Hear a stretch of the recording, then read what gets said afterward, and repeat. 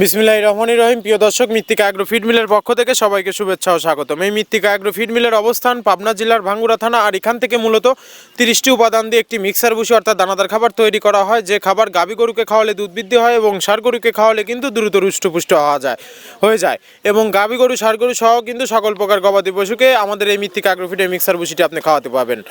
আর এখান থেকে কিন্তু প্রতিনিয়ত ডিলার এবং খামারিদের নিকট মাল পৌঁছে দেওয়া হয় বা বিক্রি করা হয়। তদ্রুপ আজকে আমাদের সম্মানিত নিয়োগপ্রাপ্ত ডিলার খাজা অ্যাগ্রো ফুড প্রোভাইডার মোহাম্মদ মমিন, থানা বন্দর, মুন্সিপাড়া, ইসাক ডিপু, জেলা চট্টগ্রাম।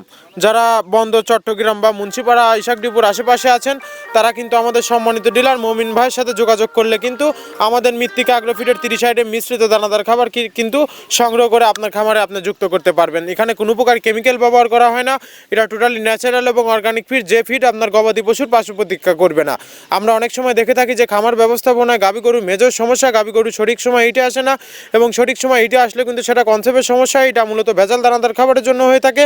আর আমাদের এই খাবার ব্যবহারে কিন্তু এ ধরনের কোনো সমস্যা থাকবে না। আর এই মৃত্তিকা অ্যাগ্রো ফিড মিল থেকে কিন্তু একদম সাহস সাধ্যে ডিলার নিয়োগ চলছে।